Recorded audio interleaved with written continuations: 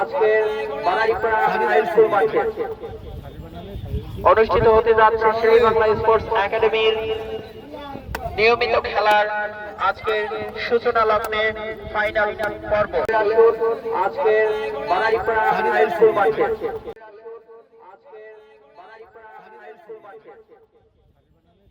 অনুষ্ঠিত হতে যাচ্ছে সেই বাংলা স্পোর্টস একাডেমির নিয়মিত খেলার আজকের সূচনা লগ্নে ফাইনাল পর্ব। আমি শেরেবাংলা একে ফজলুল হক একাডেমিতে খেলি।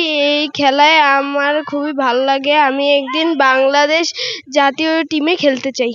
আমি বানারীপাড়া শেরেবাংলা ফুটবল একাডেমি ওয়ালিদবার ফুটবল একাডেমিতে ভর্তি হয়েছি।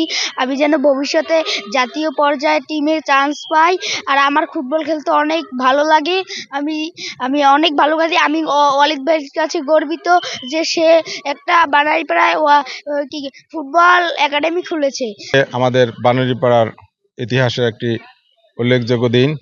আজকে আমরা একটি পূর্ণাঙ্গ স্পোর্টস একাডেমির মাধ্যমে আমরা খেলাধুলার উন্নয়ন করার যে লক্ষ্য, সেই অভিষ্ট লক্ষ্যের জন্য আজকে আমরা এখানে এই টুর্নামেন্ট আয়োজন করেছি। আমরা বানারীপাড়া এই জনপদের দীর্ঘদিনের ক্রীড়া ও সংস্কৃতির যে ঐতিহ্য রয়েছে, সেই ঐতিহ্যকে ফিরিয়ে আনার জন্য এবং আমাদের এই প্রজন্মকে বাংলাদেশের মান অর্জন করার জন্য এবং বিশ্বের দরবারে যেন এরা বাংলাদেশকে প্রতিনিধিত্ব করতে পারে, সেরকম একটি লক্ষ্য রেখে আমরা এই একাডেমির যাত্রা শুরু করি। এই একাডেমি আমরা ফোকাস দিয়েছি আমাদের শিশুদের প্রতি, কারণ শিশুর প্রতিভা থেকেই যেন সেই চর্চাটা শুরু হয়ে আসে। হঠাৎ করে একজন খেলোয়াড়ের সৃষ্টি হয় না, তাই দীর্ঘদিন সাধনায় একজন খেলোয়াড় বেরিয়ে আসতে পারে। তাই আমরা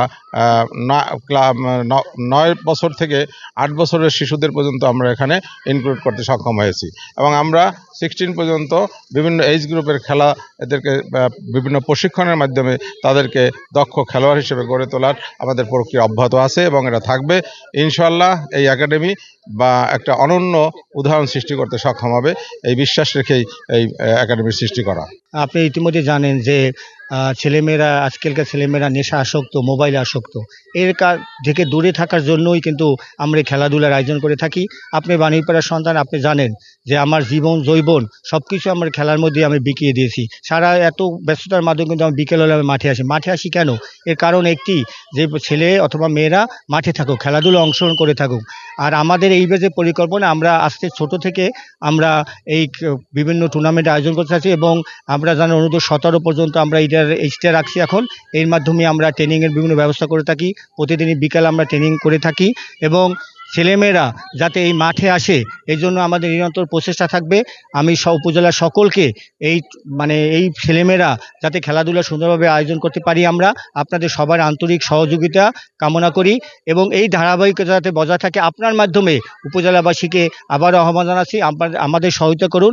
আপনার ছেলেমেয়েদের মাঠে পাঠান, খেলাধুলা অংশগ্রহণ করতে দিন। কেননা খেলাধুলা হচ্ছে মাদকমুক্ত সমাজ গড়তে খেলাধুলার বিকল্প নেই। খেলাধুলাই পারে আপনার ছেলে মেয়েকে সেই মাদকমুক্ত রাখতে এবং এই অ্যান্ড্রয়েড ফোন যে এতে কুফল আছে তার থেকে দূরে রাখতে। আমার ছেলে বানারীপাড়া থানা থেকে খুবই ভালো পর্যায়ে এবং গোলকিপার, এবং সে ইতিমধ্যে উদ্যোগ নিয়েছে যে সে একাডেমি খুলবে এবং মান্যগণ্য সবার তরফ থেকে সে অনুমতি পেয়ে আজ একাডেমি খুলছে। সেটা দেখে আমি আজ আনন্দে ভরপুর এবং সে যাতে ভবিষ্যতে এই একাডেমিকে আরও অগ্রসর করে নিতে পারে এই কচি কচি বাচ্চাদের নিয়ে, এবং যারা খেলছে এরা যেন আগামীতে ভালো খেলা খেলতে পারে থানা পর্যায়ে, জেলা পর্যায়ে এবং আন্তর্জাতিক পর্যায়ে।